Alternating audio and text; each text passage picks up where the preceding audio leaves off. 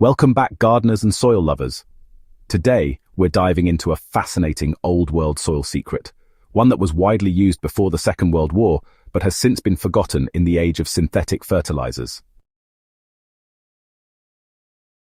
While composting is often considered the gold standard for building soil, there's another organic material that can actually build humus faster, improve soil fertility, and revive lifeless dirt in record time.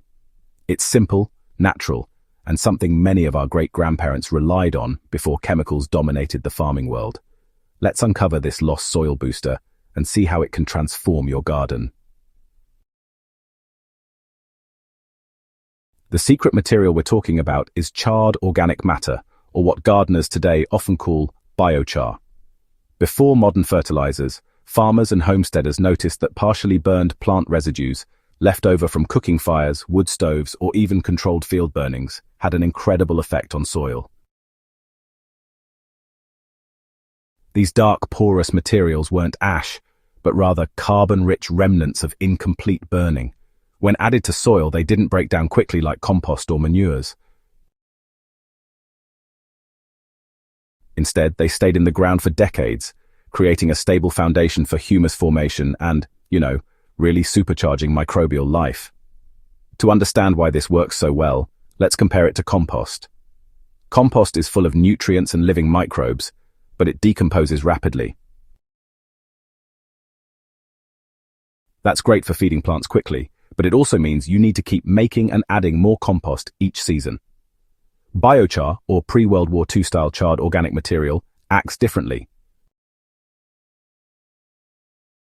Its porous structure gives microbes and fungi a permanent home while locking carbon into the soil, where it becomes the backbone of humus. Instead of feeding your soil for weeks or months, it continues to improve fertility for years. In fact, some soils enriched with this material over a century ago are still dark, rich, and fertile today. What makes this especially exciting is how simple it is to create. Pre-World War II farmers didn't have fancy pyrolysis machines or commercial biochar bags at the garden center. They just used everyday organic waste, sticks, straw, weeds, or corn cobs, burned them incompletely, and added the char to their fields. The key was that it wasn't reduced to ash. Ash is alkaline and short-lived, but charred material holds its structure and stays in the soil. Even a backyard gardener today can replicate this process by carefully burning a small pile of dried plant material, then quenching the flames with water before it turns to dust. The result is a crumbly black material that feels a bit like charcoal, but with a lighter, soil-like texture. When added to soil, this material does more than just build humus. It creates the perfect habitat for beneficial microbes, which are the unseen workforce behind healthy soil.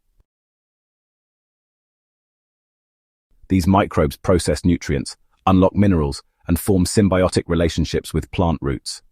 The char's porous surface acts like microbial real estate, tiny pockets where life can flourish, safe from being washed away by rain or destroyed by the sun. In addition, the char helps hold moisture in the soil, reducing the need for constant watering, while also improving drainage so roots don't suffocate. It's the ultimate balance. Another fascinating benefit is nutrient retention. Many gardeners know the frustration of fertilizing only to have nutrients wash away after a rainstorm. Charred organic matter acts like a sponge, soaking up nutrients from compost, manures, and natural fertilizers, then slowly releasing them back to plant roots over time. This makes your other soil amendments more effective and prevents waste. It also means that if your garden has sandy soil or poor fertility, this pre-World War II trick can completely transform its productivity without you needing to buy expensive inputs. Now you might be wondering, does this mean you should abandon compost altogether? Absolutely not. Compost and charred organic matter work hand in hand.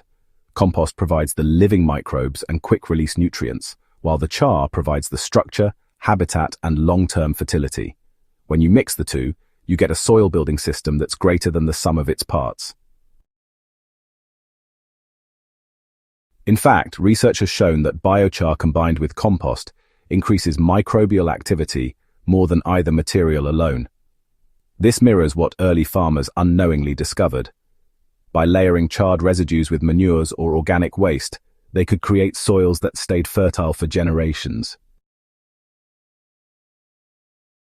The best part is that you don't need to buy anything fancy to try this in your own garden. Start small by collecting some pruned branches, dried weeds, or crop residues. Burn them in a controlled fire pit or metal container, making sure to stop the burn before everything turns to ash. Quench the material with water, let it dry, then crush it into small pieces. Mix it with your compost or add it directly into your garden beds. Over time, you'll notice your soil becoming darker, more crumbly, and alive with earthworms and microbes. Plants respond with stronger roots, deeper green leaves, and, well, better resilience to drought or disease. So why did this practice nearly disappear after the Second World War? The answer is actually pretty simple.